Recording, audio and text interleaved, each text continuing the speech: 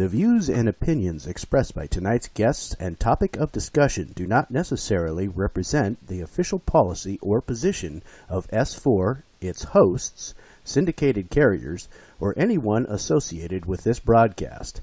Any rebroadcast or reproduction of this broadcast or podcast without express written consent of S4 is strictly prohibited. Listener discretion is advised. Because we don't understand how life formed, it is difficult to estimate this probability. The likelihood of a complex molecule like DNA being created by random collisions of atoms in a primordial ocean is fantastically small. In an infinite universe, it would happen in some places, but they would be very far apart. If we want to find advanced intelligent life, our best bet is to listen for radio signals.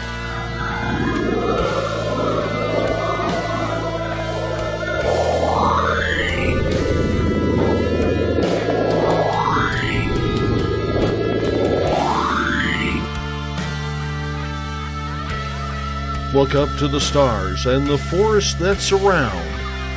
Do you see them? Do you hear them? Are they there?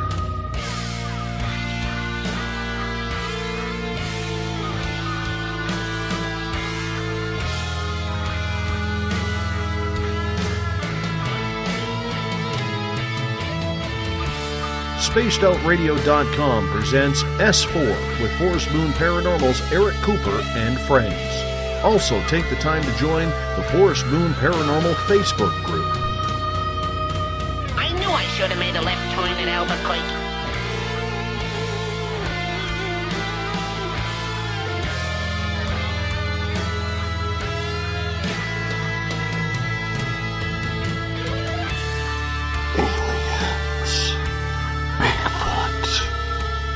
Conspiracy, Area 51, Dogman, Ghosts, Cover-Ups, UFOs. The hidden will reveal itself.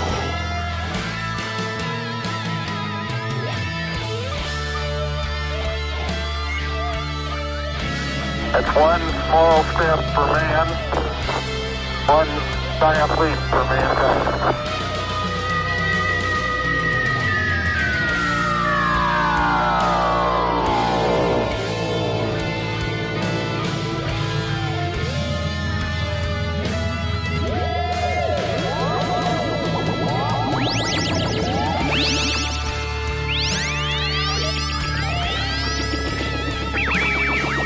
Buckle up, space travelers. It's time to go live on S4 with Eric Cooper.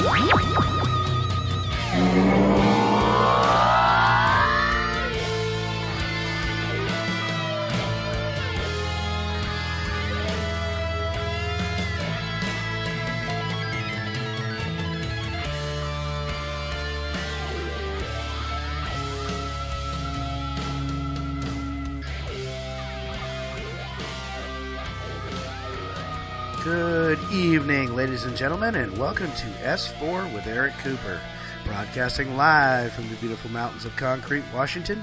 Tonight we are talking about Earth mysteries. Along with, we are going to have a special topic in which our wonderful host, Mr. Eric Cooper, will talk about a little bit here in just a little while.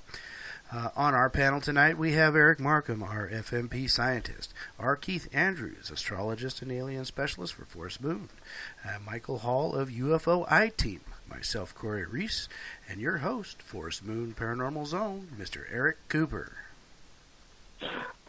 Good evening, folks. Good evening. And yes, we are about to wash away here in Concrete. It's been raining for, oh God, I think about a month now between the snow.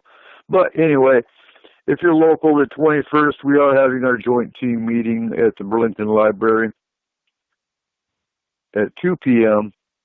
Along with UFO I-Team and the Canadian Ghost Crew, if they come. Hopefully they'll show up.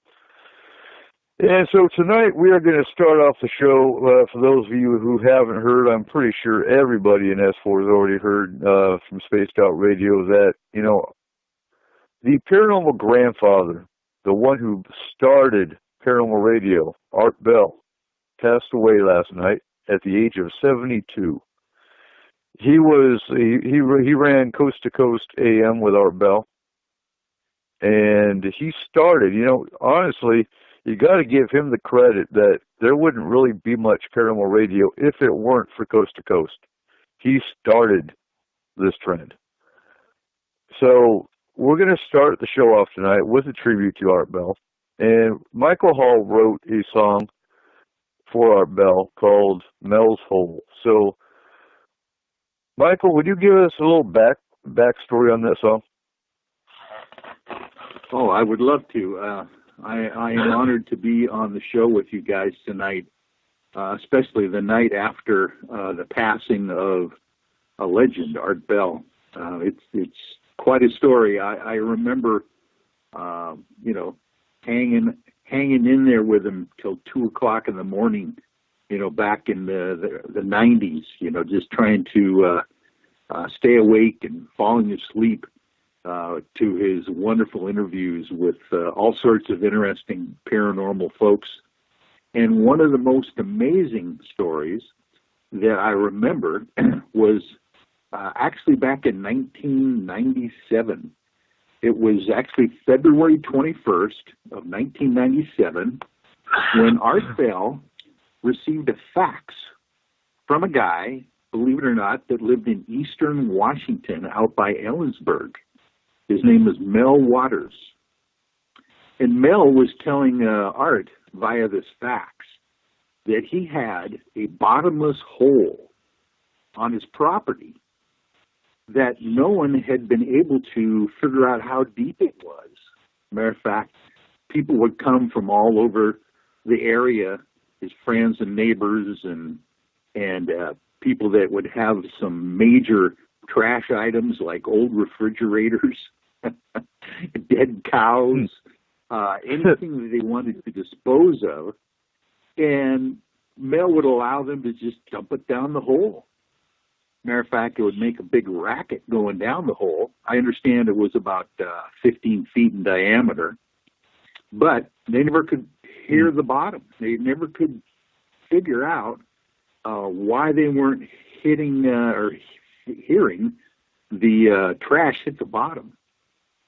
So at one point, Mel, who said he used to be an old shark fisherman, bought a whole bunch of steel fishing line and started unrolling the fishing line down into the hole to see how deep it was. He even built a kind of a tripod thing over the hole and put I think he said it was like a 1 pound weight, lead weight on the end of the string there, the fishing line, to see if he could find out how deep it was. And this guy was really a sharp guy at one point, because that he decided that it could be obviously just coiling into some water, and maybe he didn't know if it was actually hitting the bottom.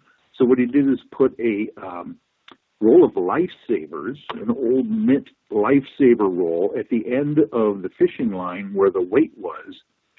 His theory being that if it came back up and the lifesavers were melted, he would know that he hit water.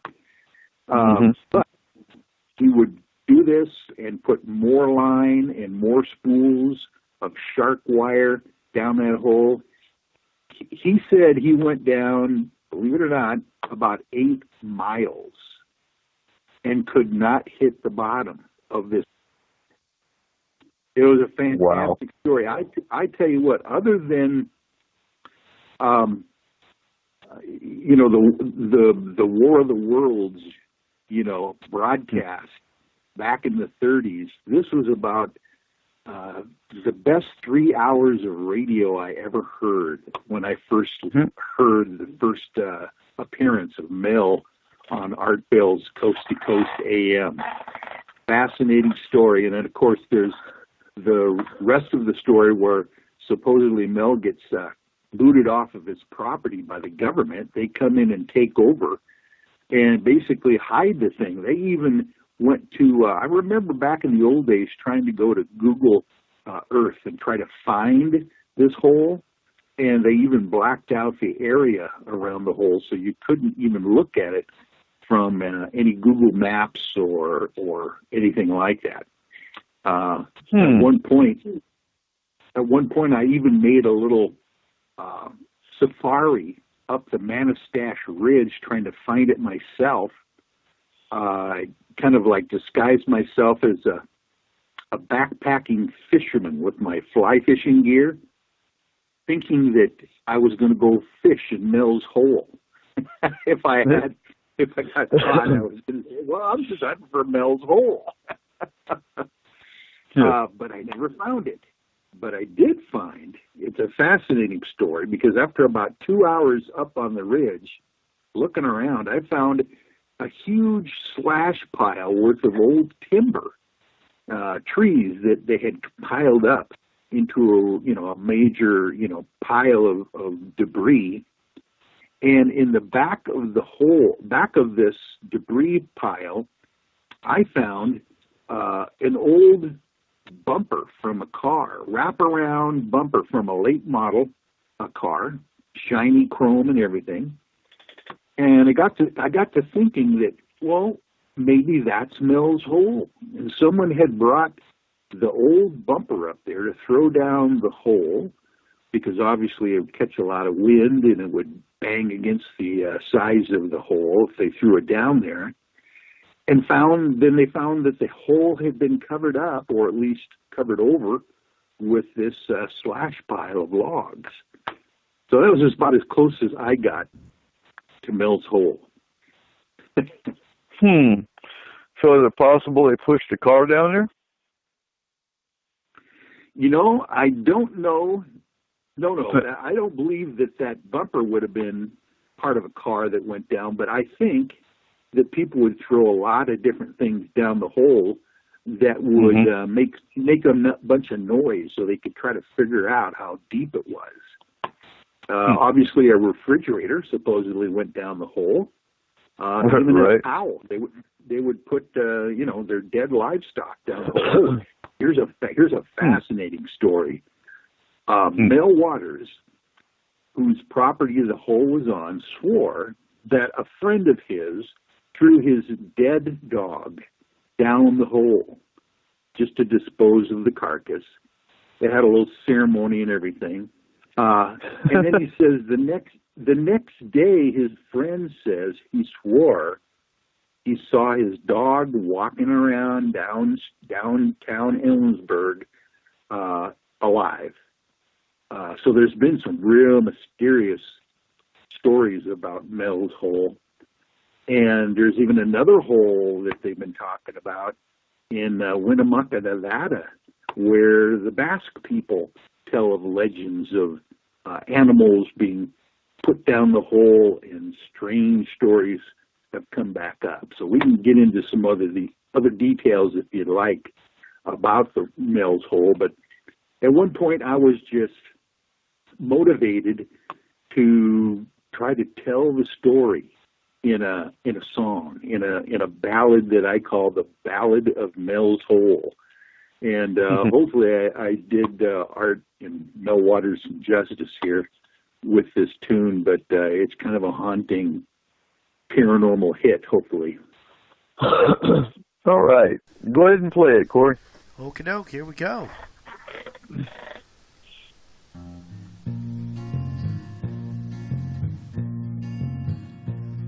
There once was a man who had some land in eastern Washington.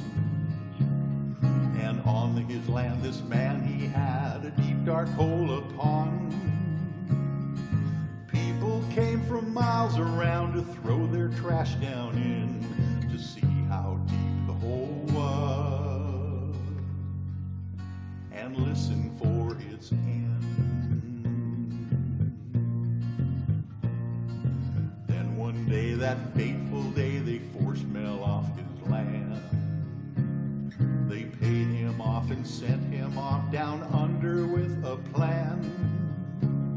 They hid Mel's Hole and covered it up so ne'er it could be found, so no one would ever know what's deep down in Mel's ground.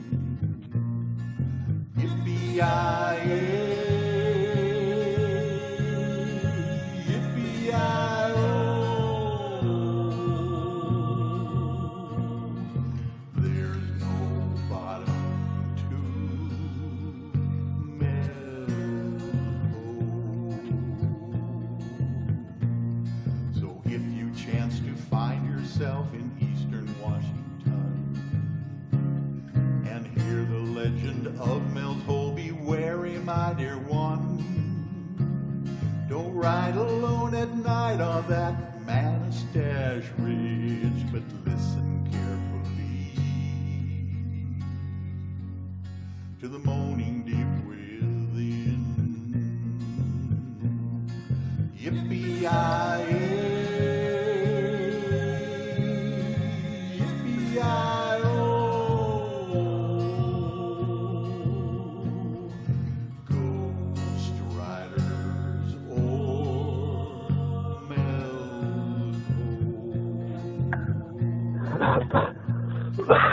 Moral of the story in eastern Washington is if you find a deep dark hole, don't tell just anyone.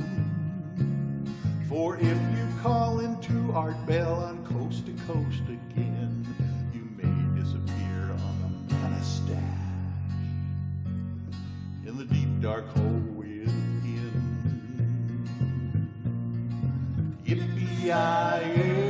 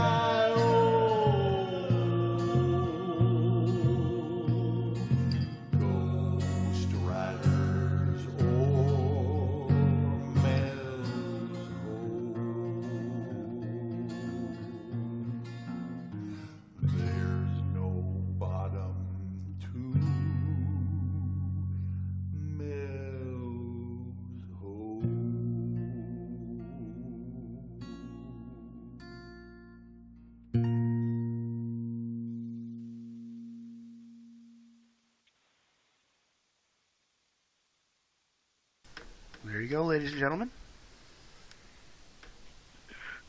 All right. Thank you, Michael, for writing that and sharing this story with us. That was awesome. Oh, you're welcome. Yeah, thanks for sharing it with everyone. Oh, yeah. So, you know, I never got into paranormal radio, really, until Spaced Out Radio. I listened to Coast, I think maybe once or twice. And the one I remember the most is the guy that says he killed an alien and it was in his freezer. Does anyone remember that one? Oh, yeah. Oh, God, I listened to that one. I was working at Vanderbilt when that one came out, and the net was still pretty new to me. Uh-huh. That was the first place I actually had, access to what you would consider what was the modern internet at that time, and the pictures were getting posted as the interview was going on, and that was a crazy one. That's and yeah, I removed the troll, but and that's the one that sticks out the most when you mention Coast to Coast. Other than that, I never got into paranormal radio. I mean, I've been on a lot of shows doing FMP interviews and whatnot, but Spaced Out Radio was probably the one that addicted me the most. So, anyone else got Art Bell stories before we move along? I used to listen to him. I worked up in the mountains, and I lived had a really nice fifth wheel in this adult RV park. And I lived there year round. A lot of times I'd be the only resident there because, that was my home. So I would get home, make myself up a little lunch, grab the ice bucket and the scotch and go sit, each area had a nice little outdoor sitting area. and I would listen to the Art Bell show on my CC radio that I bought specifically to listen to Art Bell on at night, and it'd be damn near pitch black. Ooh. And a deer or something would snap in the woods, or they'd be talking like the night that the guy that said he had killed a Bigfoot, 2 Bigfoot down in Texas somewhere, and had buried him and was trying to get Art to go with him to unbury him. Something's a twig snapped out in the woods, and I nearly wet myself. But that was an every night thing.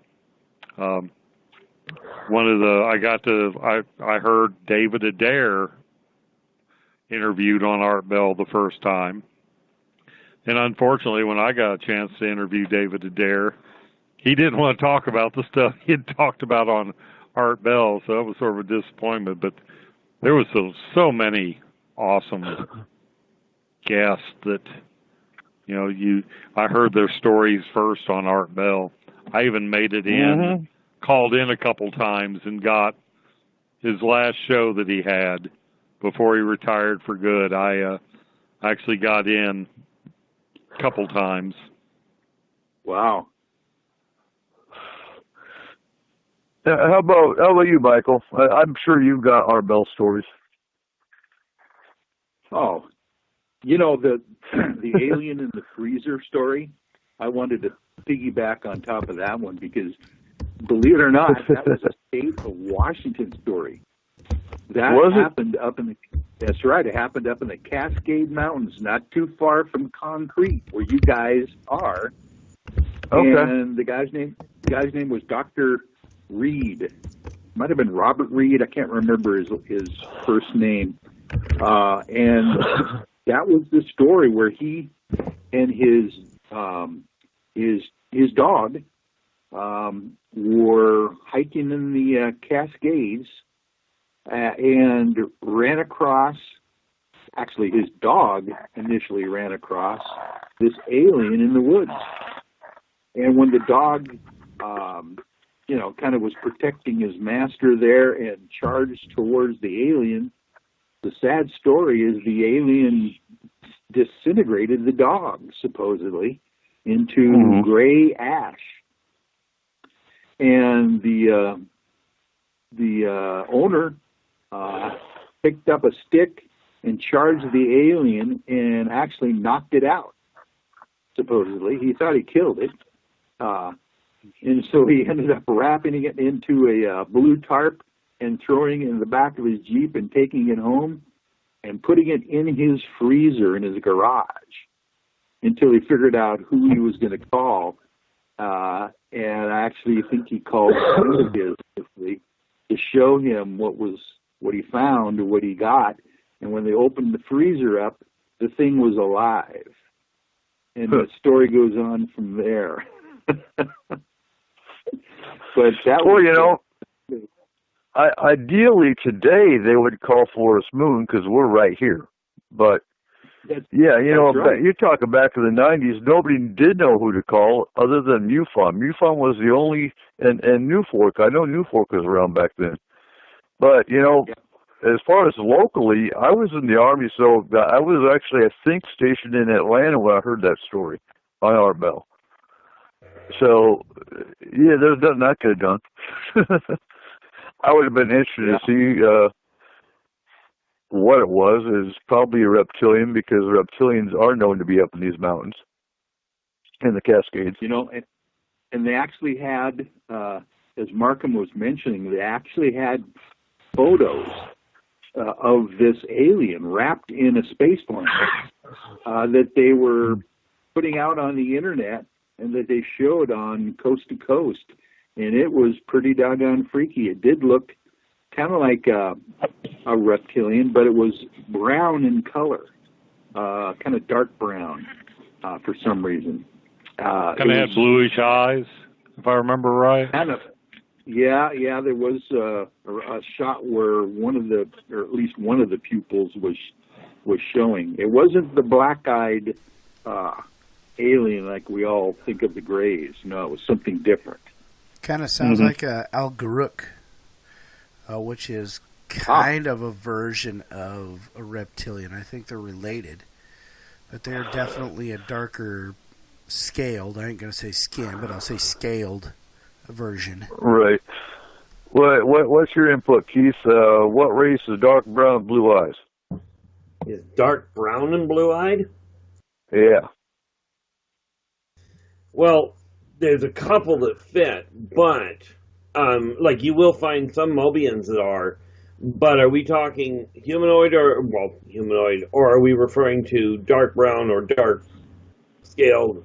Like, are we talking reptilian base or just standard?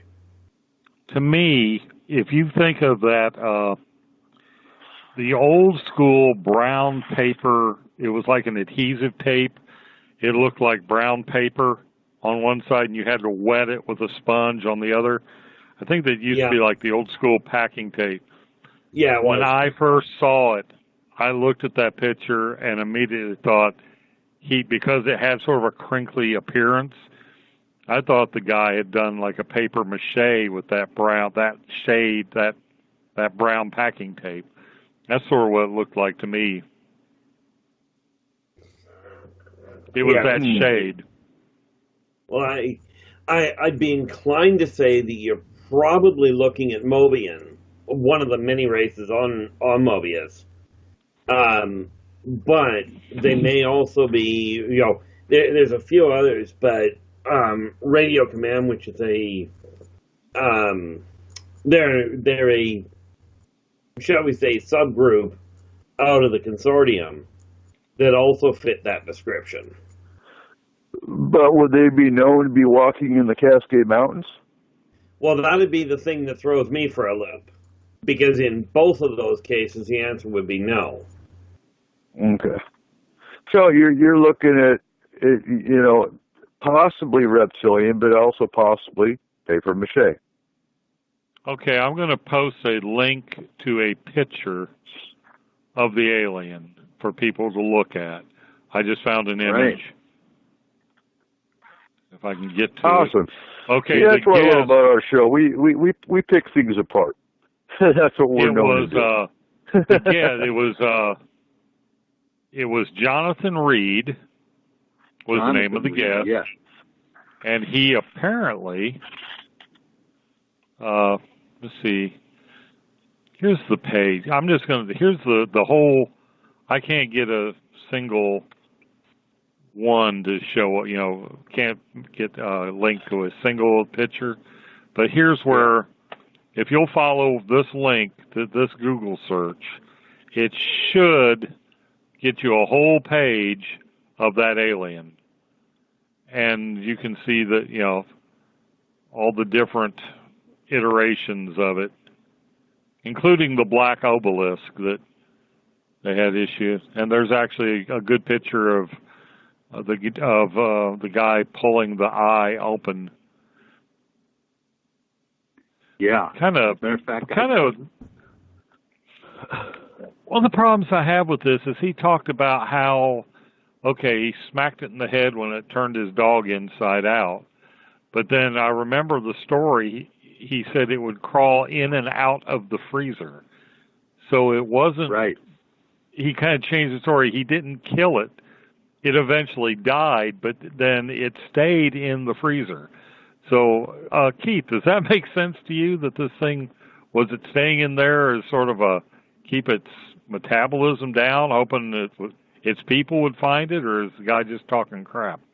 Obviously I can't exactly say he was talking, shall we say, offhand, but two major factors. One, it certainly does not make sense if the individual is capable of disintegrating his dog. There is no way the thing is going to be peaceable enough to go down without a fight and end up being able to crawl in and out of the freezer without killing the guy in the first place. You hit me with a stick. I'm going to want to get even. Yeah, that's what I thought. Okay, that's first. Second of all, the figure that you're pointing out here wouldn't voluntarily crawl back into a freezer. It's a desert dweller. Okay. So well, the whole story, if I remember right, the whole story was the guy came home and the government was taking the freezer and going through his home and everything else. You're right. And then he kind of went underground, so. I just you know, would it be because he went on Art Bell and talked about it and they found him that way, or would it be because, you know, a lot of these cases, they somehow know you encountered one? I wonder about that. I think you're right. I think that he was outed after he went on Art's show, and that's when they raided his home, and he found out that his home was raided or in the process of being raided before he got home, and just took off and stayed at a friend's house until he could figure out how to go underground. So he was gone for quite a while, and then I think he came back and followed up an interview maybe a year later from an undisclosed location. So there's 2 points in the chat room. John is saying, why only a headshot, which makes perfect sense. And Trippin is saying beyond fact or fake, basically debunked it, at least the ship, plywood ship on long pole, wind-made ship, looked like it was hovering. Did he ever see a ship, or did he only see the alien? No, it was he was hiking. Okay, let me set the Wayback Machine, and okay, he was hiking with his dog out on the mountains, and he came across this obelisk-shaped ship floating off in the woods. Okay. And then I think his dog went tearing up after the obelisk, and then the alien or something, maybe the obelisk, the black obelisk, turned the dog inside out and made it disappear. And then he clubbed the alien with his walking stick. So I guess rock, paper, scissors, staff. Right. Anyway, walking staff. Anyway, as you can see in the pictures, you know, it's like red. But to me, I always thought that looked like, especially on this one profile picture, it just looks like brown paper or maybe like real thin brown leather paper mache type stuff. Especially around the neck. It really looks like paper mache there. Yeah, I mean, I'm looking at the pictures you sent, and there's something that just doesn't add up. One of the biggest issues for me is I'm not getting energy around it. And for me, that's a rather critical problem because, like, I've seen pictures that other people have sent me or that I've seen on the net, that the energy pattern around them is definitively something solid, like there's something to it. Mm-hmm. But these pictures are something off kilter.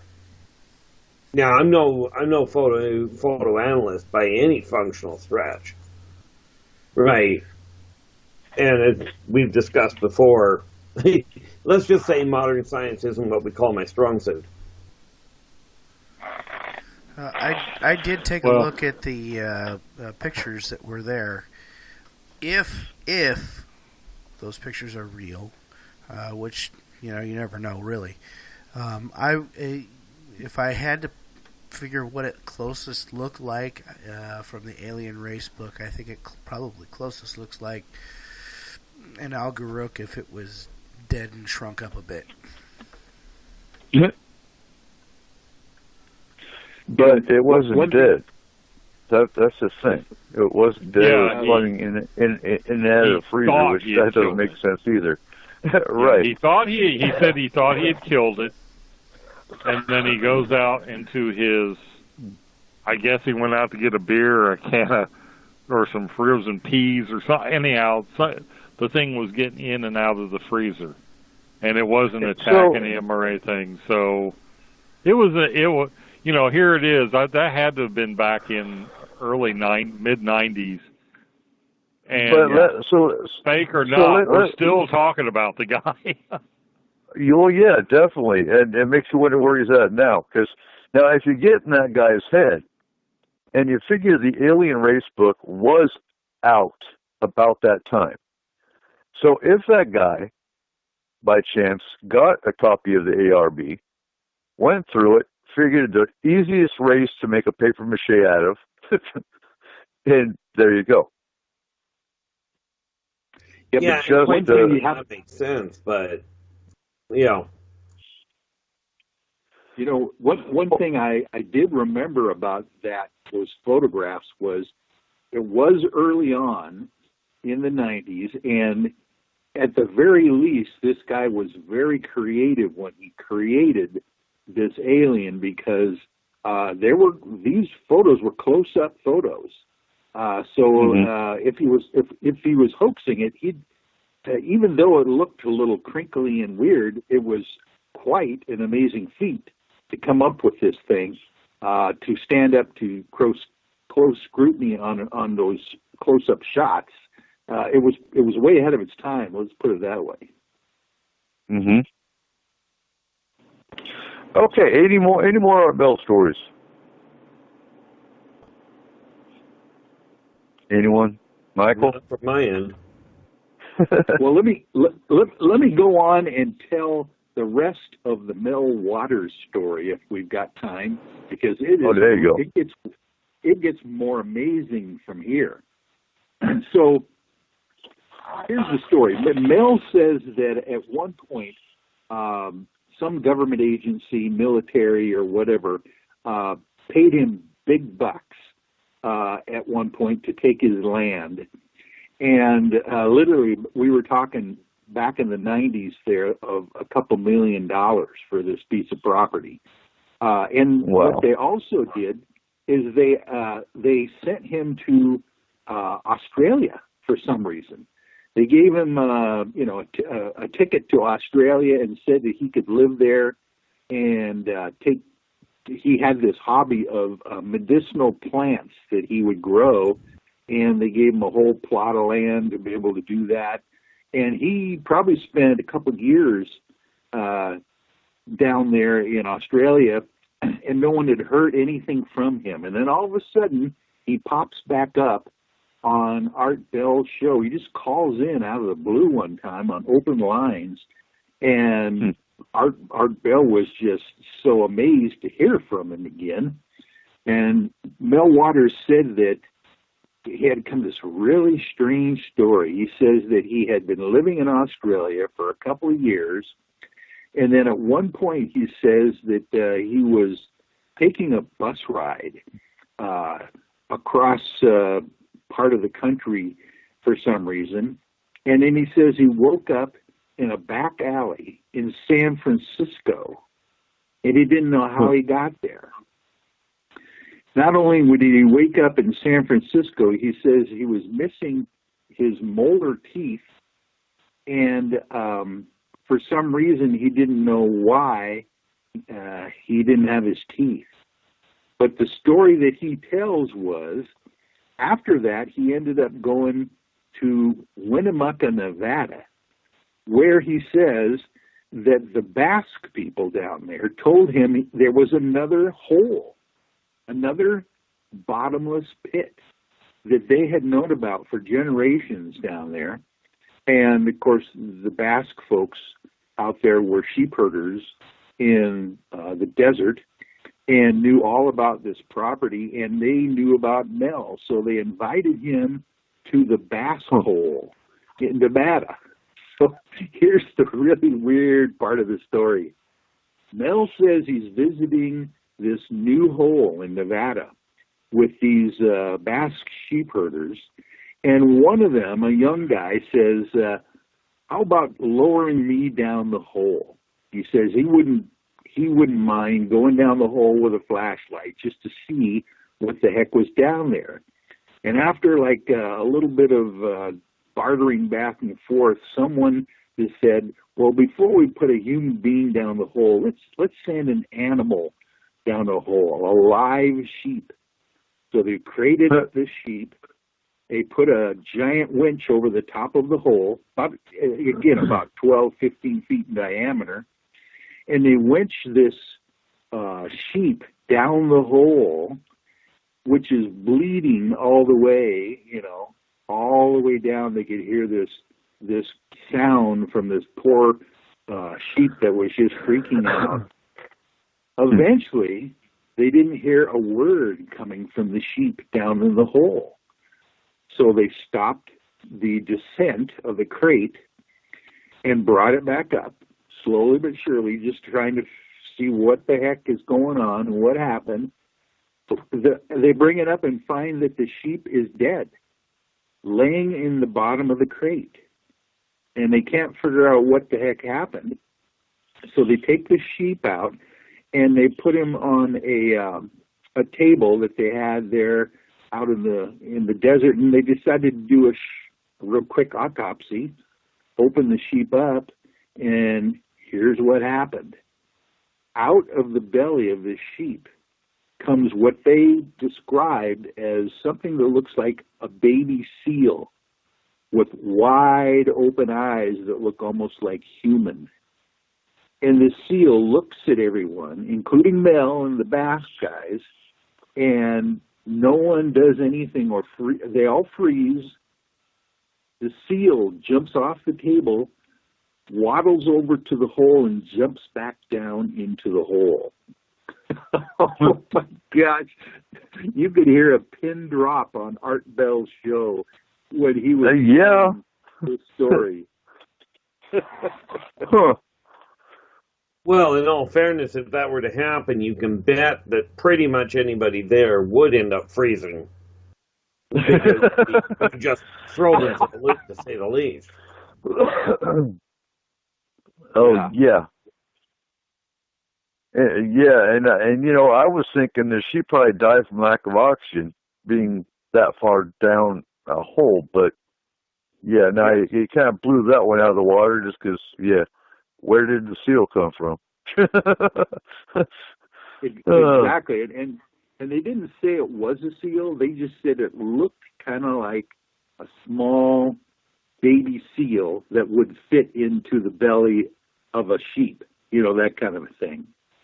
Here's another weird part of the story where someone decided that they were going to just get a bucket of ice. They had some ice in a chest, and they decided to fill a bucket up with ice and then send the ice down the hole to see if it would melt, see if there's any heat down there, and maybe that's what killed the sheep. So they sent the ice down as far as they could go with the rope. They bring the ice back up, and it is on fire. Believe it or not, they say the ice was burning, and there were flames coming off of it, but it wasn't consumed. It was still ice. Matter of fact, the story is that some of the Bass guys took the bucket and put it into their stove, wood-burning stove, and just had free energy for I don't know how long from this burning ice. So there you go. Huh. Interesting. And we have no real idea where Mel's hole would be, do we? I mean, you've been in that area, but well, we do. Matter of fact, there's some local stories that are really fascinating. There is a First Nation American Indian in the area named Red Elk, and he lives around Ellensburg area, and he supposedly, as a child, had visited the hole with his father. And so he basically knows or knew where the hole was located. And one of our local paranormal investigating couple, Charlotte Lefevre and Philip Lipson, got to know Red Elk, and they actually went out and did a safari to find where this area was. So basically it is about, I guess it's 9 miles or so. I believe it's north of Ellensburg, and it's up on what they call the Monastash Ridge, which is a huge not quite a mountain, but it's basically this giant hill that runs the length of I-90 at that point. But it's up there in a certain area that supposedly they've been able to pinpoint, but still cannot find where the actual hole is. That's like a day trip or a 2-day trip. It would be fascinating just to go there, and the folks that live in the area have all sorts of stories and legends about this entire area, because it wasn't anything that people didn't know about in the area. Everybody went there basically to get rid of their trash items. So the folks that live, the locals that live in the area know, or at least they have heard stories about it for generations. Okay. So, moving along, we only have like 10 minutes before we have to go to break. But tonight we're going to talk about Earth mysteries. And, you know, Mel's Hole is definitely an Earth mystery. So let's talk about that for a second. Because, you know, you actually hear about sinkholes and things like that. And we've all seen the video of the lake that, you know, the hole mysteriously appeared in the middle of the lake, and the lake is going down the hole. What could these be on the scientific side, Markham? What, just a sinkhole? Yeah, but a bottomless sinkhole. Well, the thing is, one of the problems with sending a line down is that after a while, the line itself acts as a weight. So your weight, if it's far enough down, you're not going to know you hit, because the line itself, you know what I'm saying, the more line that's out, the more it acts as a weight, and the more you let out more line, and of course more line is heavier. So it gives the impression of being a bottomless pit.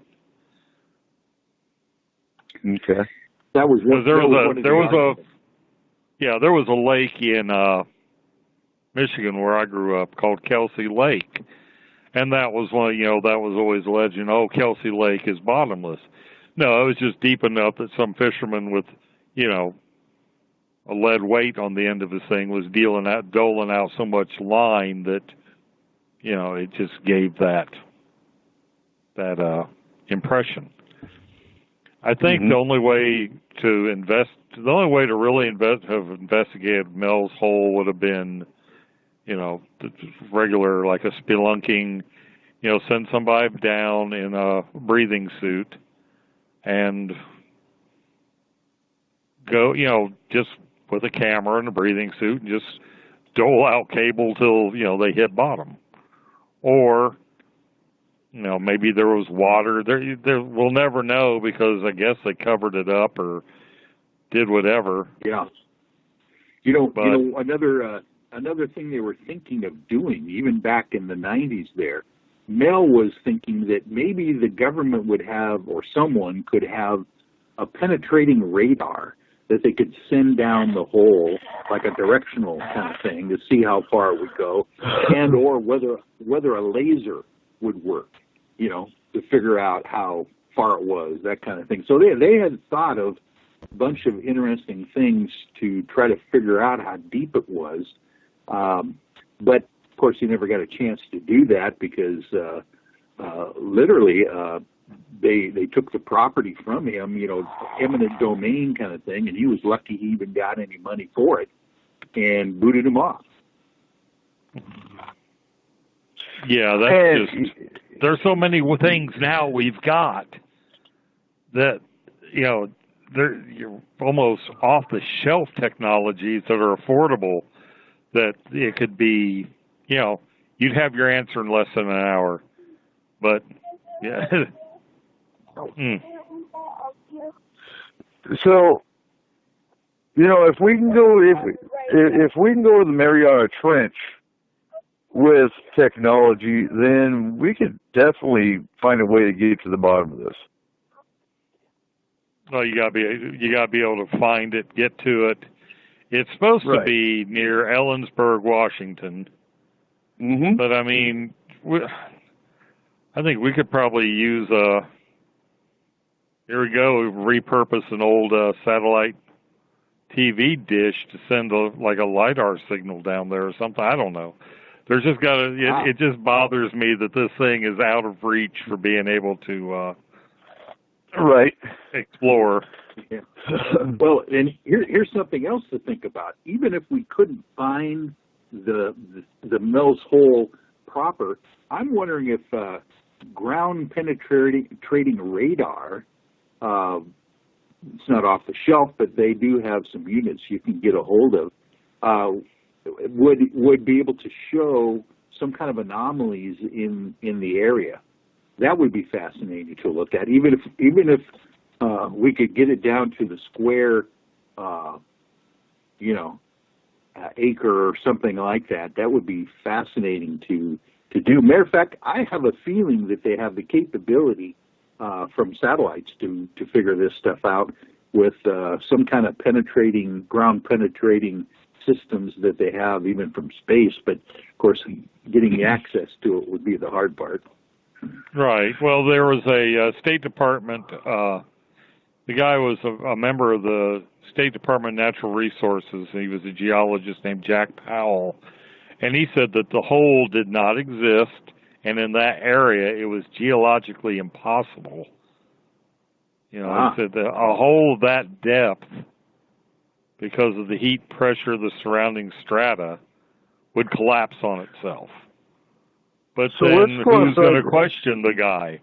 Let's go outside the box for a second. Because where would a hole like that come from? And now, how far back does the story go? Oh, Lord. Here's the history. Back in 97, Mel said that he purchased the property about 3 years prior to that. But he says that the previous owners had owned the property for 30 years before that. And as far as the previous owners told Mel when he purchased the property, that they had, as far as back as a couple generations prior to them owning the property, heard of the story of the hole being there. So it was like, you're talking back going back to the early 1900s with at least anecdotal evidence that the hole was there. One of the theories was that this was some kind of a volcanic blowhole from the volcanic activity in the Cascades. That of course, that's where all the magma went, was in eastern Washington. So that was one of the stories that possibly could exist. That one sounds feasible. Yeah, I was thinking. I was thinking more Ronald Reagan in the Star Wars and a laser satellite, but that one sounds more feasible. Well, how about what kind of geology is there? Because it's acid desert. rain is not a modern thing. The whole part, all of Kentucky is karst topography, meaning it's shot through with caves caused by limestone eroding from acid rain. So this crap has been going on for millions and billions of years. Florida, karst topography, these places that have any kind of limestone, which is a very dissolves readily in any kind of acid, over billions of years. So if that area is also if the geology has veins of limestone in it, you could be getting just the natural, erosion. Mm-hmm. Go ahead. There was another part of the story that was fascinating, because Markham is right. If this was some kind of a blowhole or some kind of a natural created hole from volcanic activity that was created there in eastern Washington, you wouldn't think that this thing would go straight down for any length of period of time. It would like weave and bob, and it would like corkscrew at some certain levels. But one of the fascinating stories was that throughout the generations over in that area, people would say that they would see not a light, but a black column, kind of the opposite of light.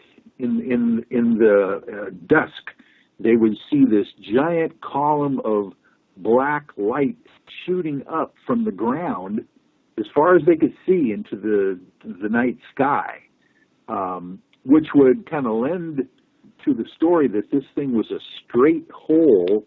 If there was some kind of energy coming out of the hole, it was going straight up into the sky like a searchlight in the night, but not white. It was dark and black. I had forgotten that. You remember that? Yeah, I do. When you said that, it's like, oh yeah, I remember hearing about that. It wasn't.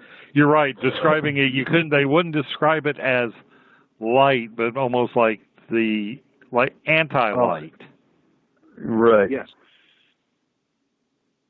Well, then you got to look at the gates of hell. Well, R. Keith Andrews, I mean, is there some alien tech that uses that kind of thing? Well, like an anti-light. Try that again. Like I got the anti-light, or not something that would look like darker than dark, black, a black beam. Well, yeah, there's a number of technologies that handle that, and not all of them are actually technically alien so much as ancient race. But I mean, using inverted photonic imaging will actually do that quite nicely. And it actually makes more sense that ancient race would be under the earth. Yeah. There you go. Mm-hmm. Versus an alien or off-world. I could see like the trolls that we were talking about, or another ancient race being in the hole. It would also the vertical shaft as compared to the corkscrewed one. Right. Yeah. Okay, guys. Now, it's that time. We'll definitely carry this conversation on. This is a great topic for tonight's show, being Earth Mysteries, because this is definitely an Earth mystery. Yes, indeed. Yeah, no doubt there. All right. All right, when we come back from break, we're going to continue our discussion on Earth mysteries. Tonight on our panel, we have Eric Markham, our FMP scientist, R. Keith Andrews, astrologist and alien specialist, Michael Hall of UFO I-Team, myself, Corey Reese, and Eric Cooper of Forest Moon Paranormal. Join us every Saturday night at midnight Pacific Standard Time. You can find us on Spreaker.com, SpacedOutRadio.com, and The Fringe FM. And for you local listeners, you can catch our shows now on KSVU 90.1 on your FM dial. We'll be on Saturdays from 10 p.m. to midnight. Check out Spaced Out Radio with Dave Scott Monday through Friday, Spaced Out Weekend with Joe Roop on Saturdays, and the Best of SOR on Sundays, all at 9 p.m. Pacific Standard Time. Also check out The Fringe FM with shows like Lighting the Void with Joe Roop and a plethora of other good shows. Ladies and gentlemen, we'll be right back. Hi there, this is Dave Scott from Spaced Out Radio, and I want you to come on a nightly journey. Starting at 9 p.m. Pacific, midnight Eastern, every Monday through Friday, you can come hang out with me and the other space travelers. We have it all from Carl the Alien bouncing on by to those misfit gnomes causing havoc. It's 3 hours of fun and entertainment on those topics the mainstream really doesn't want to touch. Come get all paranormal with us at SpacedOutRadio.com, and together, my friends, along with our resident guitar god Bumblefoot, we own the night. Become more intimate and interactive with Spaced Out Radio. Join our Space Travelers Club with your new membership. For $5 a month, we'll provide you with special access to the website, monthly prize draws from books to psychic readings, along with monthly newsletter, private interviews, and more. Sign up today to be part of Spaced Out Radio's experience. Looking for a place to advertise at a very reasonable cost? Look no further than Spaced Out Radio. SpacedOutRadio.com has an advertising tab that you can click to check out our daily, weekly, and monthly packages to play on the radio, or our website including social media. From commercial spots to banners, we have it all. Check out our competitive pricing today. This is Eric Markham, news editor for the Spaced Out Radio's The Encounter Online. We have put together a great team of writers and journalists from all over the world to bring you top-quality paranormal stories. From alien encounters to the latest conspiracies, you won't find any of that fake news here. True stories and top-notch reporting as we look to bring these experiences to the mainstream. The Encounter Online, only at spacedoutradio.com. Do you want to know the truth? Do UFOs exist? Are aliens real? Are the governments hiding the biggest secret in history? We're UFO seekers, and we're on a hunt for the truth. Subscribe to our YouTube channel and follow along with us as we journey across the United States, visiting UFO hotspots and alien hotspots, trying to document the UFO phenomenon. Catch us on Spaced Out Radio every third Monday of the month as we discuss Area 51, UFOs, and more. And also, don't forget to subscribe to us on YouTube. Have you had an experience you can't explain? Would you like someone you can trust to look into it? We have just the place. The SOR Sightlines Report is the place for you to find answers. Whether it's Bigfoot, UFOs, Dogman, ghosts, aliens, or anything strange, the Sightlines Report will get you connected with one of our expert researchers to find out what's going on.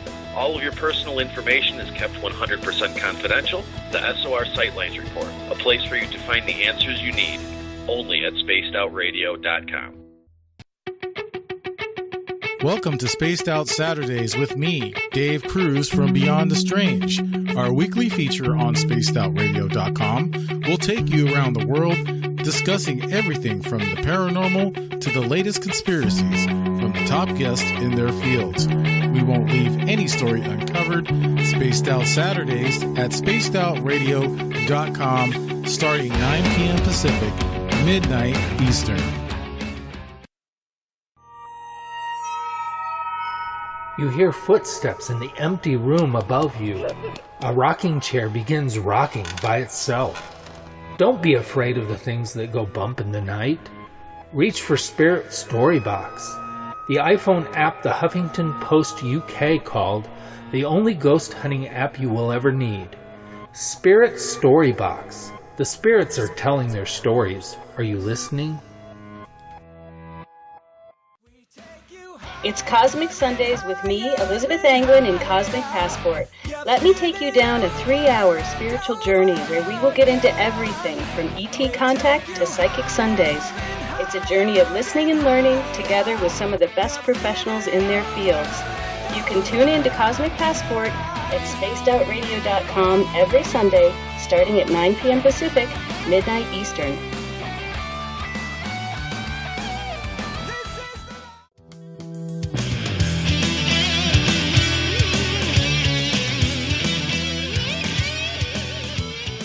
The views and opinions expressed on tonight's show by tonight's hosts and guests are not necessarily those of Spaced Out Radio, Spaced Out Saturdays, Spaced Out Sundays, or SpacedOutRadio.com. Listener discretion is advised. And now back for hour number 2, we have Corey Ruiz, Eric Cooper from Forest Moon Paranormal, and S4. You can find Forest Moon Paranormal on Facebook. And for more information on S4, visit spacedoutradio.com. And now, here's Eric Cooper and Corey Ruiz.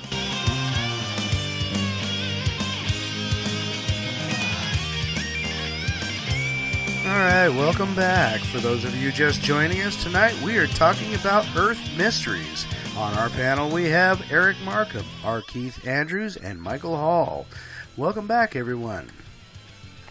Thanks for having us. Welcome. Okay, so where were we? Mel's Hole. And, yeah, would they be a troll race, Keith, or is there another ancient race that would... you know what bothers me, I think, the most about it? It sounds like it would go as far as the core of the Earth. Well, yeah. Would that be possible? Oh, very definitively. That said, there's aside from the trolls you're referring to, there's actually 3 other races on board down there that would actually have the technology right off the top of my head. Quite frankly, dwarves would, your elementals would, and so would the magma, which is a race that isn't actually technically elemental, but they do live in and on the magma. Okay. Because of the fact that ice, I mean, I've never heard of ice catching fire, but it would be extreme heat, obviously. Without melting it, it would have to be getting down to extreme levels. So, well, that too. But the other thing that could cause ice to burst is if the ice has a high percentage of hydrogen in it.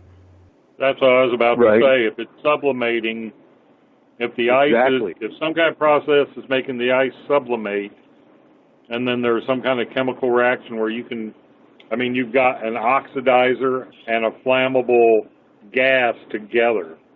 When you think about the 2 most flammable things on Earth are oxygen and hydrogen separately. Mm-hmm. You know, and that would make sense because part of the story was that the Basque guy who took the ice home and heated his house through his wood-burning stove got instantly ill and had to move out of that house. He couldn't even get the ice back out of his stove because of some kind of off-gassing that was happening from the ice. That would make sense. That would do hydrogen. Hydrogen would certainly do that for you. Well, when you combust hydrogen, like the cars that run on hydrogen, their exhaust is water. It's sort of weird the way the reaction goes, hydrogen to water. It's like you have to combust hydrogen, you have to have oxygen present as an oxidizer. And of course, then your end result is water again. Which is kind of fascinating.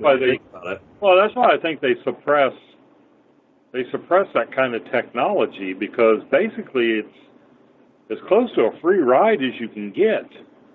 Put water in your gas tank, electrolyze it, separate the hydrogen from the oxygen, recombine them in a combustion chamber, and what do you get out the other end? The crap you put in your gas tank to start with.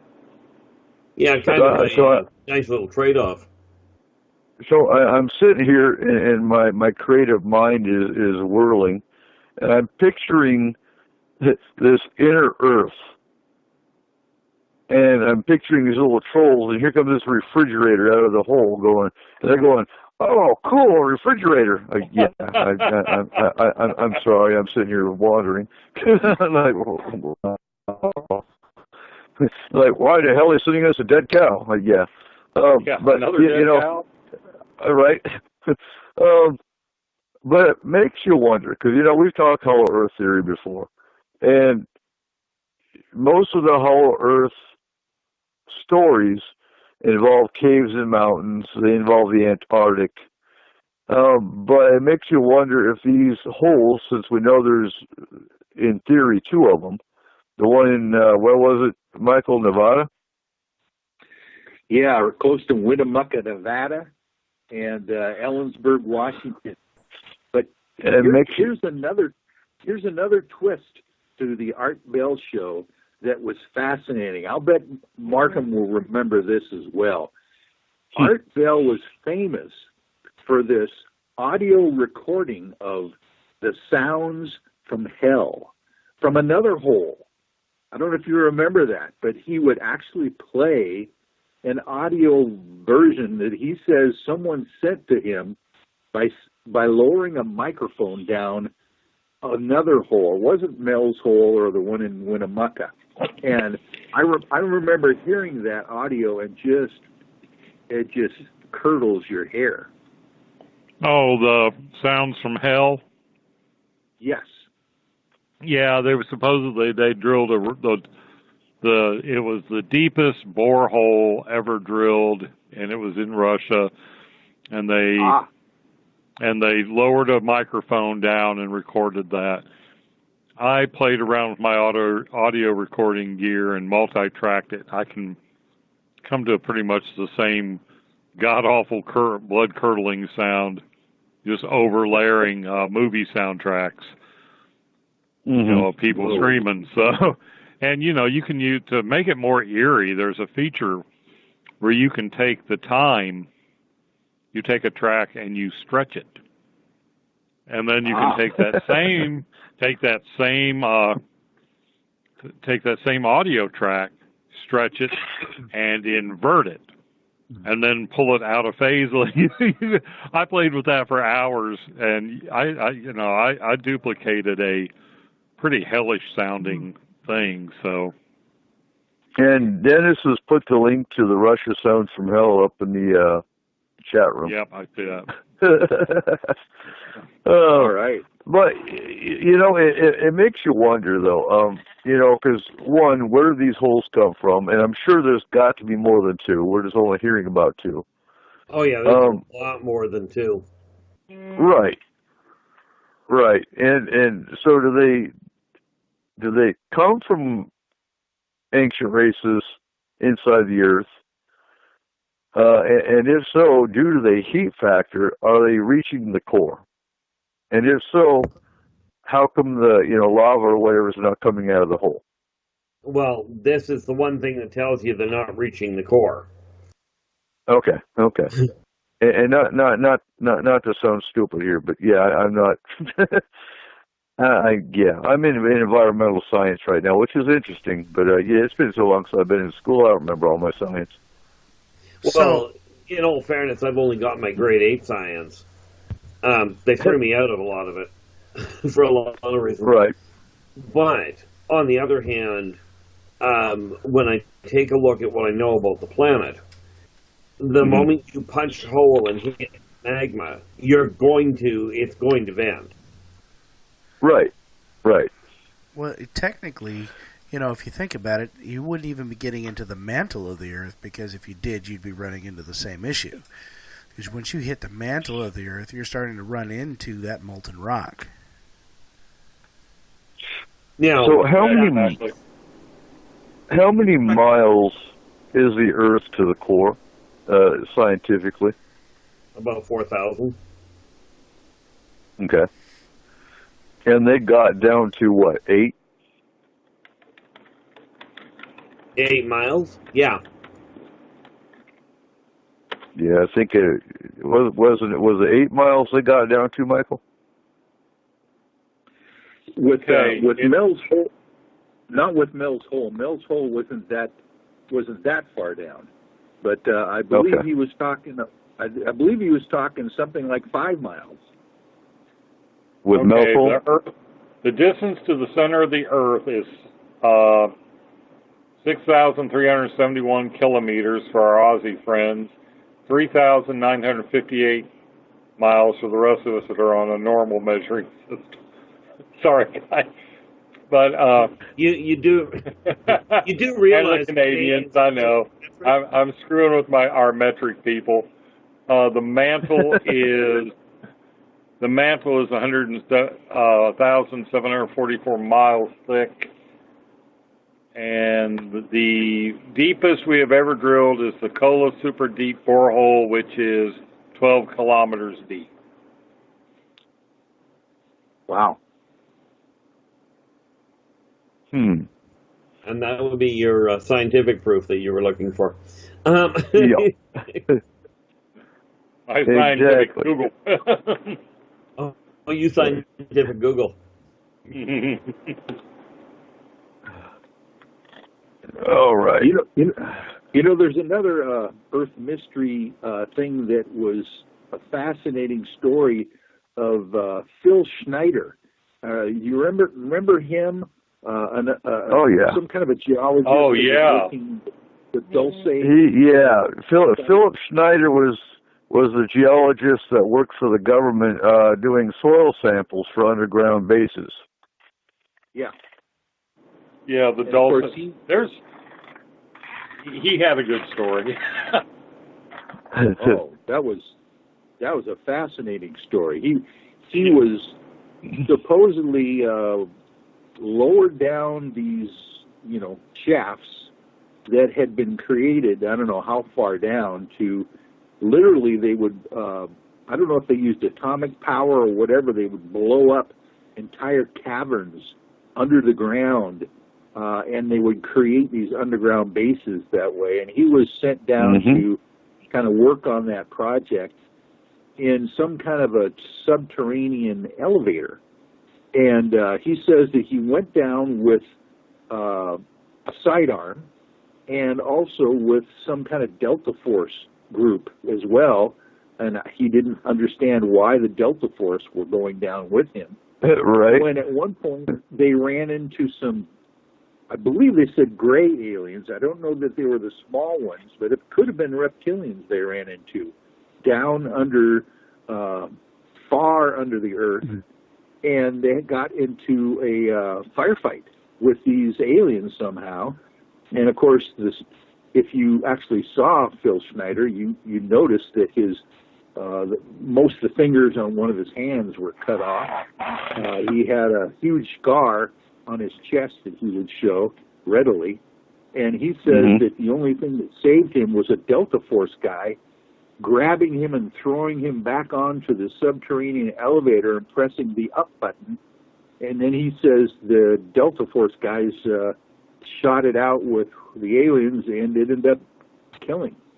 All the Delta Force guys were killed. There were, now, according, I can't remember which lecture I heard, but there was supposed to be Philip Schneider and 2 Canadians that made it out of that battle alive. The two Canadians were swept back to Canada, where they disappeared. The Canadians would not let anybody see him, not even Phil. And then, of course, Philip made it through 22 lectures, and they found him deceased in his apartment. Yeah, he strangled himself with his IV. Yeah, with IV tubing. We did a show on Philip Schneider. Last year and a half ago. Yeah. And if y'all can't hear the ironic disbelief in my voice, I'll spell it out. Right. Oh crap! he was strangled by somebody. You can't strangle yourself with IV tubing. It's just it's impossible. Or it was there was he was done in. Just no two ways about it. He was killed. He didn't do it. He didn't do it himself. Right. But I believe he was involved with the Dulce Wars, if I remember right. It was yes, Dulce, New Mexico, that the Philip Schneider battle happened. And I always found that story very intriguing. And if you go by the lectures too, he also talked about the Oregon Railroad Company that built. I think you probably remember this too, Michael. He always talked about a steel company that was paid by the government to build railroad cars to house people. Yes, I've heard that story. And there were a couple. There were a couple. No, go ahead. Well, I've also heard the stories of an entire maglev train system through almost pneumatic tunnels that span across the entire country from coast to coast, and in various centers throughout the United States. Colorado, Denver being one of them, underneath Denver Airport. But we've heard those stories from many, many sources of the fact that there are a whole communications system underground in the United States and different parts of the world. Right. If you've I've never actually been to the Denver airport, but I've definitely seen on video the paintings, and the paintings are just eerie. Yes. You know, I love Jesse Ventura's conspiracy theories when it was on, and you know, he did a whole episode on the Denver airport and the underground bases there. And you know, back in the 90s when I was working with abductees, I actually, and this is going to show my age, but who remembers ICQ? I did. Long before, that was back when we were using Yahoo and Excite and ICQ, and so I was talking to an abductee in Denver, and he was always complaining about hearing vibrations under the ground. Yeah. And you know, this is back, oh God, it had to have been like 97, 98, probably about this time frame, because I was in Atlanta. A lot of things happened when I was in Atlanta. Amongst, you know, being tapped and my phone tapped and followed and whatnot, because I did a lot of stuff in Atlanta when I was doing UFO and abduction work. But, you know, I'm not sure when they actually started building the underground bases under Denver. Denver Airport, I don't believe is that old. Isn't there a new airport and an old airport? Yeah. And it's a new airport. I don't think was that old in the 90s. So no, I think you're right. No, so he was very possibly, you know, hearing them building underground bases. Well, and also there's the famous Cow's Hum. The people living down in southwestern United States have heard this deep humming sound coming from underground. That's been fascinating for quite a while. Mm-hmm. And isn't there supposed to be a tunnel system that goes under the ocean? Yeah, from like the Nevada desert out to the ocean. Yeah. And there's a submarine bay. Well, there's supposedly, and I've looked into it, it's feasible that the technology exists, that they have this tunneling device that basically converts the solid rock in front of this device into a plasma. Liquid. Yeah. Yeah, it turns it into a plasma. It's so hot. And then it just pushes its way through, and basically the rock resolidifies around this thing, and it's a vitrified, you know, you've got a very nice, smooth, vitrified ceramic tube and you know, just where do you want a tunnel? Yes. Send the thing to it. Matter of fact, Markham, that just segues perfectly into a mystery that has always bothered me with Big Bertha, downtown Seattle. Yeah. That this deep bore machine broke down for some reason and couldn't go any farther during the construction of the underground system, freeway system that was going to go through by the viaduct there. And that didn't make any sense to me at all, where these machines can actually vitrify rock. And it broke down like 3 times. Yes, and one of the times they said it ran into a pipe. Yeah. Must have been a badass pipe. Mm-hmm. And I mean, it's a huge machine. You know, that's going to be like the first generation machine, because of the stuff we hear about. It doesn't. It's going to be like the first generation that they're using in Seattle, just because. Well, yep. See, here it is. And that one they used.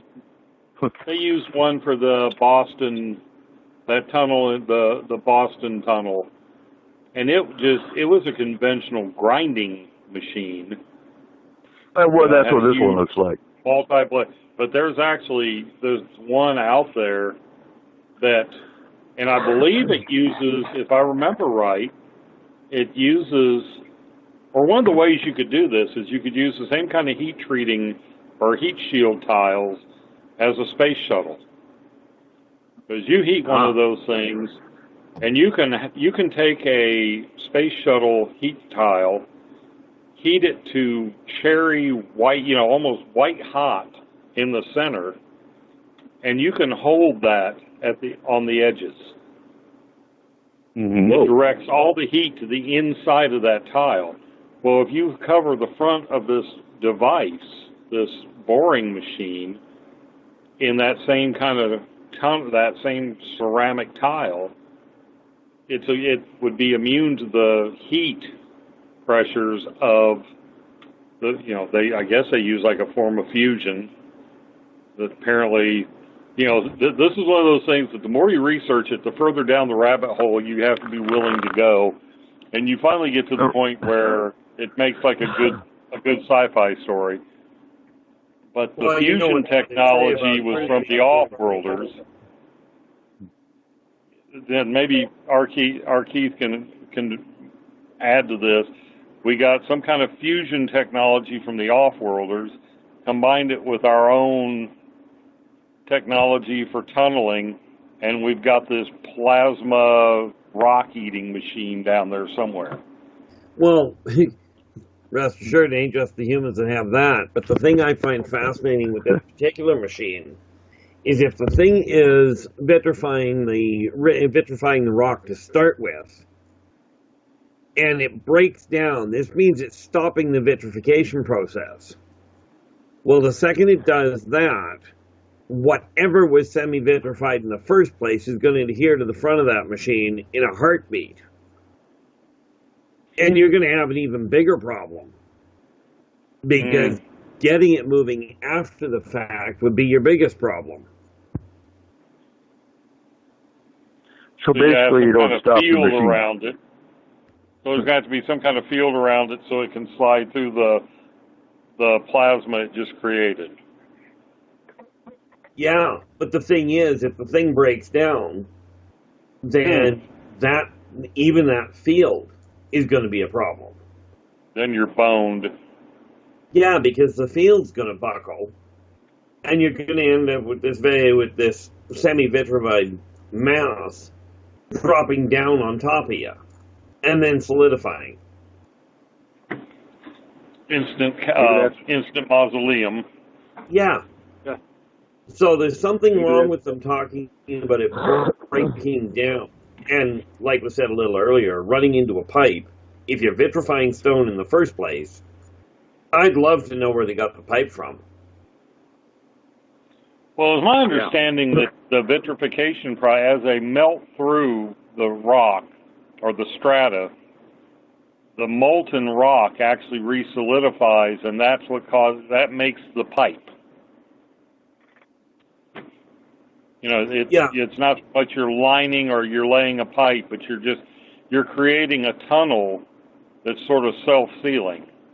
Yeah, but even that, when you run into the pipe, for it to stop the machine from moving, the pipe you're is talking about simply Big Bertha. resolidified.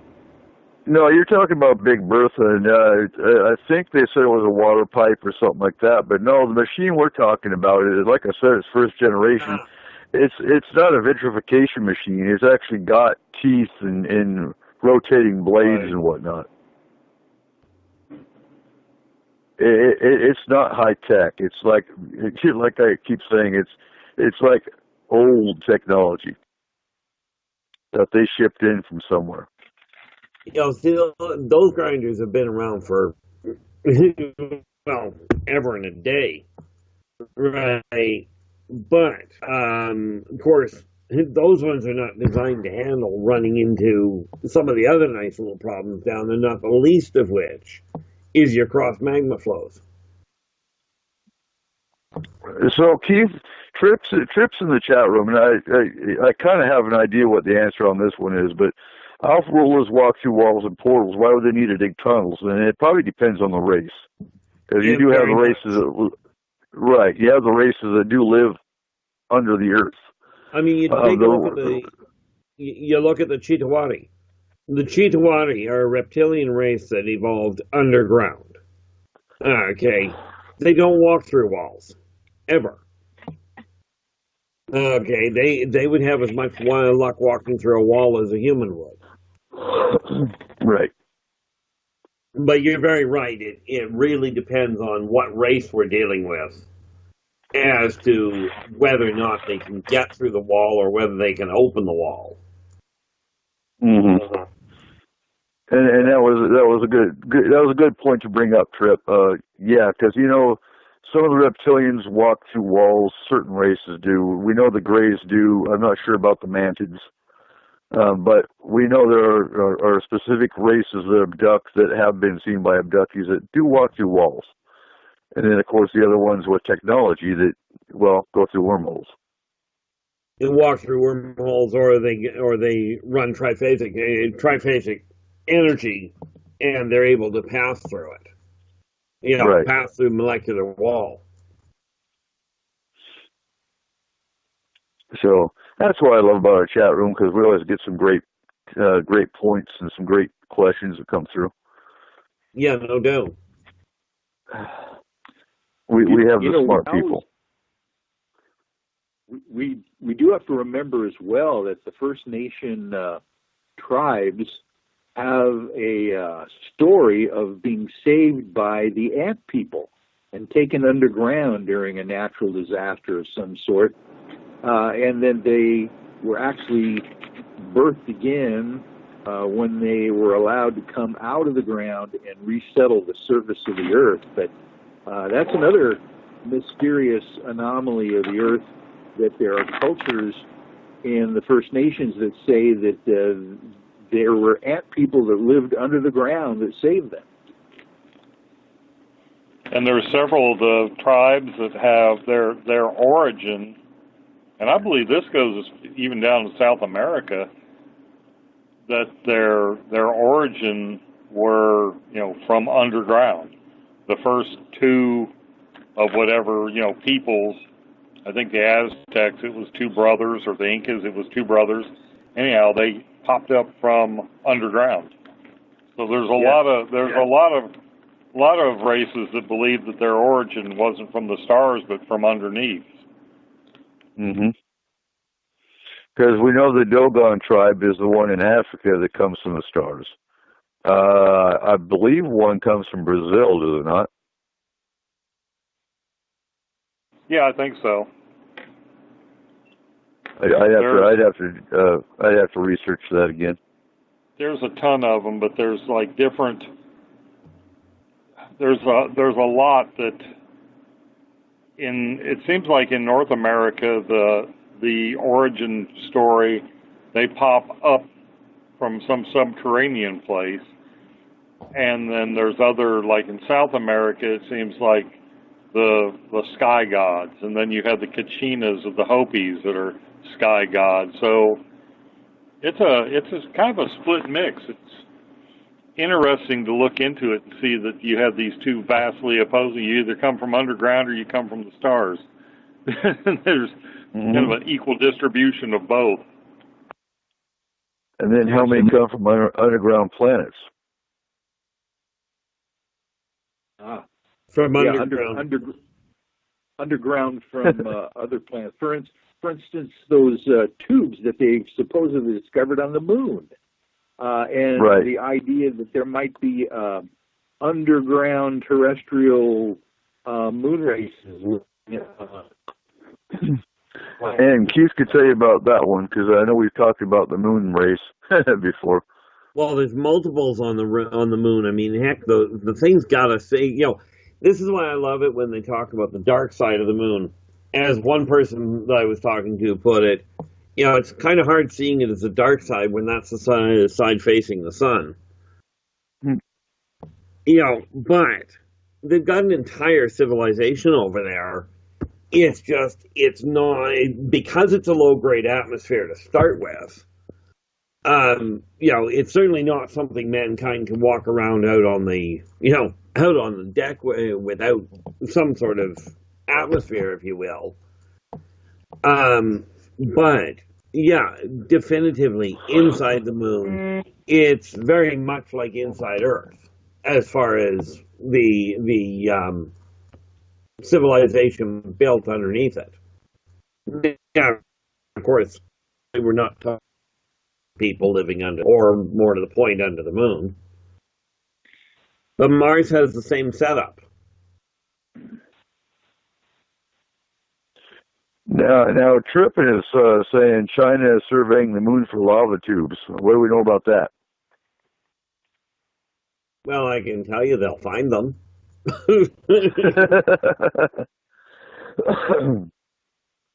Have you guys been keeping up on news on China? Oh, Lord, no. But then I don't Neither keep have up I. on news in Canada.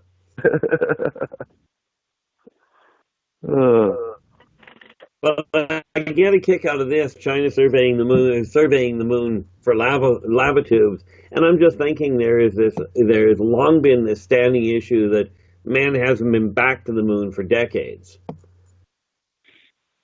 Right. You know, which kind of raises the question of how they're, surveying it if nobody's been there. And you say that, and I always remember, the recording of Neil Armstrong, and they cut it real quick when Neil Armstrong was looking at the dark side of the moon and said, "We're not alone," and then they cut the transmission. And I always love hearing from our astronauts. All the speeches they've done, and you look at the books they've written and whatnot. And almost all the astronauts have seen things in space. Yeah. But if you say anything about it, they ground you and send somebody else up. I mean, yeah. I'm looking at it going like, really? Like, I don't know, from my standpoint, you send the people up that actually have the experience. Yes, send rookies up because there's got to be a swap over. But it might be an idea to send the experienced ones up there as well. One would think.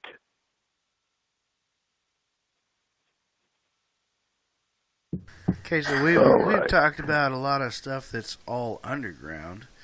I'm kind of curious about what we know about some stuff that's kind of above ground. One of the biggest mysteries I think that we have on our planet is pyramids. Look how many places there are all over the world, and how did they get there? How were they built? Go. Let's talk about that one. I'm curious. Well, and the Giza pyramid, the Giza pyramid is the seventh wonder of the world. And what's interesting in the research I've done is the pyramids and the Easter Island statues come from the same quarry, because Easter Island is only 15 miles long. Well, when you're looking at distance, who created them and why? Because they had to travel across water to get to Easter Island from anywhere remotely near Egypt, not to mention the quarry was 500 miles from where the Giza pyramid is. Anyone got any interesting tidbits on that?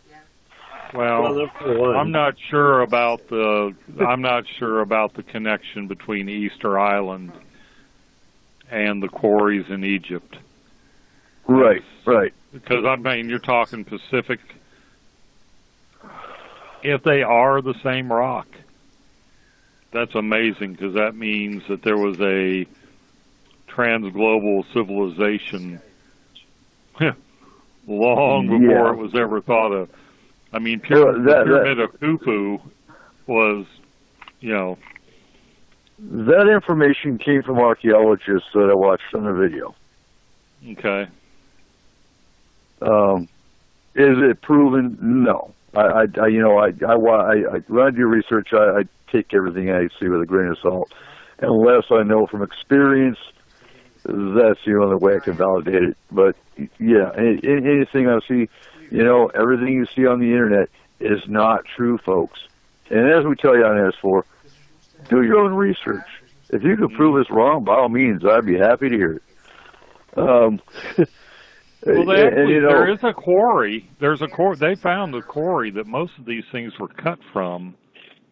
Right. The main Moai quarry is on Rapa Nui. One of the fascinating things about the Easter Island statues that I didn't know about until just recently is those heads that are on the island there are just heads of huger statues that are underground. Right, yeah, there's right. Like they go buried. they get buried. They're actually like buried into the ground. Kind of reminiscent of what they used to do to some people. Well, the stuff they're carved from, it's a compressed volcanic ash. It's called Tuff. Not like tough guy, but TUFF. And it's just, it's just kind of like the White Cliffs of Dover are compressed chalk. These things are made out of compressed, volcanic ash. So it's the name of the, oh Lord, my memory is not what it was, but it seems like they found the quarry. It's on Rano Rauruco or Rapa Nui, something like that. But they've actually, they know where they. Right. But they found where those were quarried, and so the geologist that's saying, okay, the Giza pyramids and the Easter Island heads are made out of the same stone or out of the same quarry. That's not true, because they're different types of stone. It's limestone. The pyramids are created out of these god awful gigantic blocks of limestone that somehow people that didn't even have the wheel managed to jostle into place. You realize what kind of equipment it would take in the modern era to move these things around.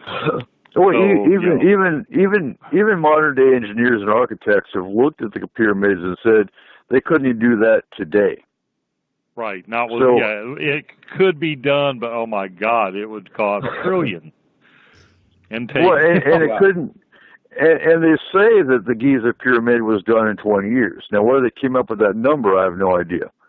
Okay, now part of that was they come up with that because they found what they say are the graves and the workspaces and the homes of those people who built the pyramids. Mm-hmm. There was entire cities that, it was the biggest public works project in Egypt. The old picture of the slave drivers whipping the slaves who were dragging the block. That's crap. These people were well paid, well thought of. I mean, right. It's where the Masons came from if you trace it back far enough, the Freemasons, and the ascending ramp model, where they supposedly built a ramp that, up the side of the pyramid, then built it back down to the ground. That doesn't work because the sheer volume, you'd need more to build the ramp to build the pyramid. You'd end up with like 3 pyramids worth of blocks. So that doesn't work. And here's the curiosity too: is why were they 8-sided versus a 4-sided pyramid? It wasn't just because the solstice hit it just right and made a shadow? I don't think so. What's our thoughts on what was the purpose of the pyramids, and what's it used for? You've got them in the bottom of the ocean. You've got them in Egypt. You've got them, Quetzalcoatl in Mexico. You've got the Mayan. Mm-hmm. Well, a pyramid is the first basic. If you're stacking stones, a mastaba it's a natural evolution. You've got this many stones on the top. And, it's just sort of a natural evolution that pyramid shape evolves naturally as people start stacking blocks. That shape. That's why you have. But there's also the precision and the conical nature of the Egyptian pyramids, and then you go to Assyrian step pyramids, and then you get into South America. You know, the architecture of these structures is different. They're related, but they're not really. If I show you a picture of an Inca or an Aztec pyramid, you're going to know, oh, that's Chichen Itza or Teotihuacan. Right, you're not going to mistake it for Khufu's. Yeah, there's a difference. Those are more squared out. Geology. Those are more squared out. Right. Right. Now, they're steeper. They're more of an acute out. The Quetzalcoatl pyramid's real curious too, because when the sun hits it just right, it makes the appearance of a snake coming down the pyramid. Have you seen that one? No. Yeah, look There's up supposed to be a bunch of crazy stuff that goes on around, like Teotihuacan and what's the Temple of the Sun? I don't remember all the names of the ruins down there, but I don't think you can kill that many people on site and not create some kind of at least residual energy. Are those the pyramids in the Amazon? The Teotihuacan and those, or where are those ones at? No, those are the ones that are in Mexico, Teotihuacan and Chichen Itza, and those are the ones that are in Mexico, outside Mexico City, but they find them.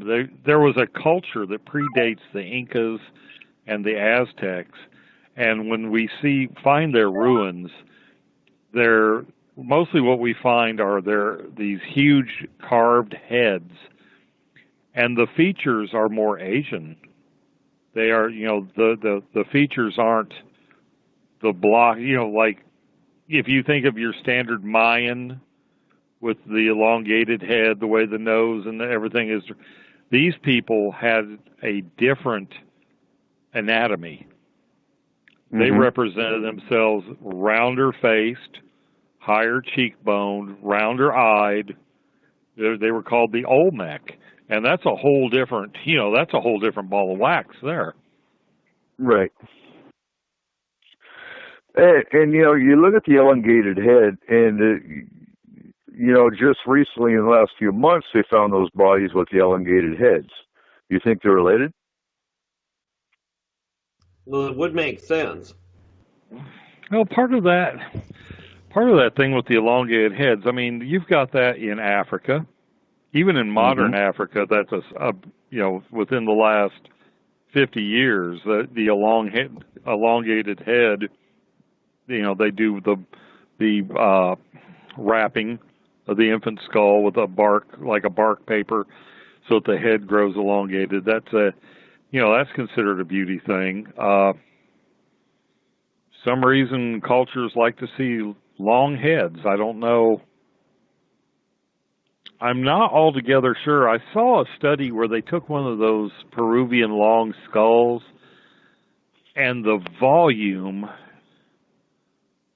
there was more volume inside that skull. So it wasn't like a regular human, because if you take a normal human skull and stretch it, the volume's going to stay, you're changing the shape, but not the volume. Some of those long skulls actually had a different volume. By quite a substantial amount. But there's still, okay, I'm going to play devil's advocate here, playing, skeptical scientist. There's also the natural variability of skull volumes in, anatomy. Or, this race of people, that trait, the higher volume skull, it's all still within the realm of normal human anatomy. Because it's not, if somebody says this is what the volume of the average human skull is, people tend to think all human skulls, no, that's not what we're saying. That's the average. So that means there's some little peanut-headed people that's got smaller ones, and then there's people with, like me, that have gigantic craniums. No, I'm kidding. I mean, there's you have a natural variability within the bounds of what is in the human species. There's larger human skulls or smaller human skulls, and you come up with the average. So this race of these Peruvians that elongated their skulls, there's no reason they couldn't have been human. They were just of that phenotype, or that their genetics, they passed on the larger skull volume. I've always thought, though, that the skull wrapping idea of many of the races on the planet were mimicking something. There was a reason why they thought this was an important thing to do for some reason, and I think it's very possible that either the small g gods that came down from heaven or wherever had a longer, elongated skull, and they thought that was something to emulate over the generations. Matter of fact, if you look at some of the pharaohs and that kind of a unique skull cap that a lot of the pharaohs wore, that was kind of like an inverted cone on top of their head, supposedly that was to kind of mask the idea that they actually had elongated skulls. More than the volume. One of the reasons that they had the misshapen heads, though, taking into account, it was not unheard of for the dynastic Egyptians, for a brother, his queen is the mother of his children would be his sister.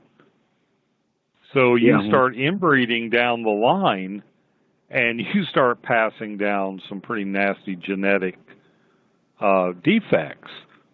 And some of those one of those is you get weird eyes and you get slanted heads.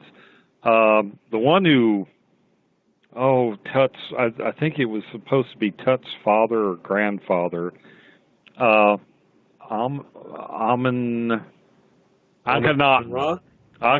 He's the one that has, you see he demanded that he be portrayed realistically. He's got the pot belly, the aquiline, the kind of the long head, he is either half his genes weren't from around here, or he's here again playing skeptical scientist. He was badly inbred, and what you're seeing in him are, any book on genetic defects, you can find those. And if you breed that many generations, brother, sister, cousin, first cousin, you're going to start seeing those kind of defects show up in the population. Right. Now we're coming down to the last 6 minutes of the show, and the last point I do want to bring up is, have you guys heard about the hieroglyphs they found in the pyramid of a helicopter, a spaceship, what looks like tanks, and technology? In a light bulb. I've seen those. Yeah, I've seen those. Well, they think they had Leyden jars anyway, which is a primitive form of battery. But yeah, I've seen those. I've seen those pictures. It looks like an Apache helicopter type thing. Yeah, that's just like an Apache. Wow. Yeah, that was pretty creepy. Well, I have no doubt we are not the first technical civilization to have arisen on the earth. I think we probably always get to about this stage, and then our monkey brains take over and we wipe each other out. Hopefully the latest episode is, hopefully the off-worlders will step in and keep us from doing it this time. If for nothing else, to save what's left of our planet. Hopefully they're not too late. But we won't even get into politics tonight. All right. Well, Michael, where can we find UFO I-Team? Well, you can always check us out on our Facebook page. Just go to UFO I-Team. You can also go to UFOIteam.com and find us on the internet. So appreciate anybody who wants to check us out. We live stream our weekly meetings on Wednesdays at 6 p.m. Outstanding. And I always like to end the show like this so any new listeners can find our panel. And for everybody, Michael Hall is now a permanent fixture on S4. You'll get to hear him every week now. We're very honored to have him. Very knowledgeable and awesome panelist. R. Keith Andrews, where can folks find your show? I know you're on YouTube. Well, on YouTube, it's under R. Keith Andrews. All right. On that, you'll find all the other places you can track me down as well. Right. Excellent. And Markham, everyone can find you in the lab. Yep. Well, yeah. For the time being, I can be found in the dungeon laboratory. Me and Igor putting crap together. Well, actually, you're going to be here on the 5th, and we can't wait. We're going to throw a big old birthday party for Markham here at FMP headquarters, followed by an expedition / first of all, the kids' baseball game. And then we're going to go in the afternoon to Darrington to an old mill / 100-person population abandoned town. And that's going to be accompanied by UFO IT Enforcement Paranormal, as well as, if I can get a hold of Mike and lock him in, possibly the Canadian Ghost Group. Oh, Mike Moran, that'd be great. Yeah. I'm going to have a hell of a party that weekend. Oh, you have no idea. Oh, yeah. Anyway, so thank you all of our listeners. Next week, stay tuned for our roundtable. And I know one of our listeners was talking about going overtime. We're not going overtime tonight. But you just never know. If our roundtable's going strong, we might just go overtime. You just never know. I just don't have Dave's awesome hockey horn. So we can't go overtime without the hockey horn. I can fart real loud. Well, I know. We'll get an air raid siren. Only if you use a trumpet there, Markham. Okay. Are we going to do a live show that weekend? Or are we going to do from the FMP headquarters? Yeah. Well, will we be sober enough to do a live show? You'll be at FMP headquarters. Will I be live? You'll be live. Oh, you'll be alive. It's a question of whether you'll be able to speak straight. Yeah, that's it. Yeah. And actually, Markham, if you're going to do it live, you actually got to be over at my place because I run the board from over here. So. Okay. Yeah, you'll still be live. Anyway, thank you everyone for listening to tonight's show. It was an awesome show, as it always is. And Corey, go ahead and take us home. Okay, we can do that. I would like to thank our panel tonight, Eric Markham, our FMP scientist, R. Keith Andrews, astrologist and alien specialist, Michael Hall of UFO I-Team. Join us next Saturday at midnight Pacific Standard Time as we have, as he said, our monthly round table. You can find us on Spreaker.com, SpacedOutRadio.com, and The Fringe FM. Also on KSVU 90.1 FM for your local listeners. I would like to thank all of our listeners because without you, there is no S4. Good night, and remember, keep your eyes to the skies.